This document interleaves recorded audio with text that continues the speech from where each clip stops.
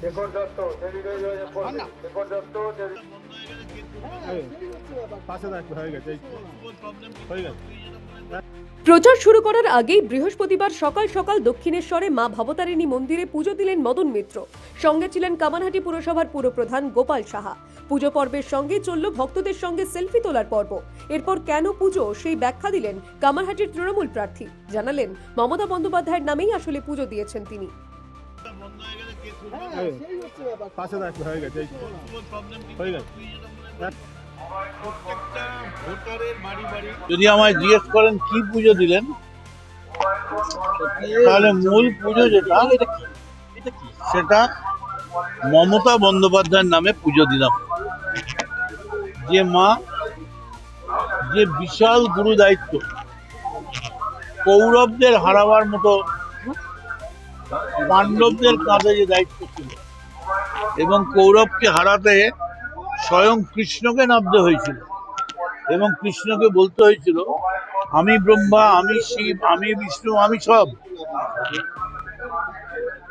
তারপরে কৌরবদের হারানো গিয়েছে। সেই রকম মমতার বিরুদ্ধে গোটা ভারতবর্ষে আজ মোদির এই গুন্ডা বাহিনী ঘুরে বেড়াচ্ছে এবং আমি বলি যে মোদিকে ঘিরে প্রতিদিন যেভাবে এসআইআর এর নামে 200 লোক মারা গেছে এবং গতকালও মমতার প্রত্যেকটা সৈনিক যেভাবে তাদের বদল করে দিয়ে তারা ভাবছে যে মমতাকে গোয়ারা হারিয়ে দেবে, তারা ভুল করছে।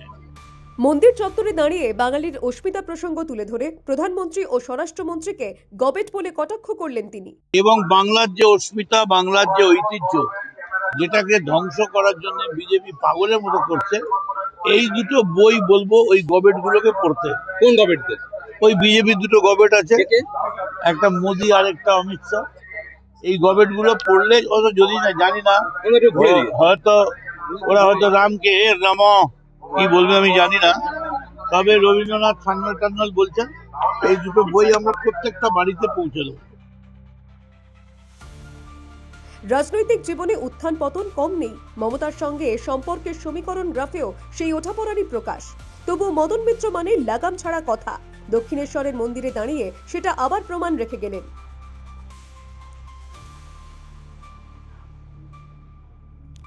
দক্ষিণেশ্বর থেকে প্রতীতি ঘোষের রিপোর্ট, দ্য ওয়াল নিউজ।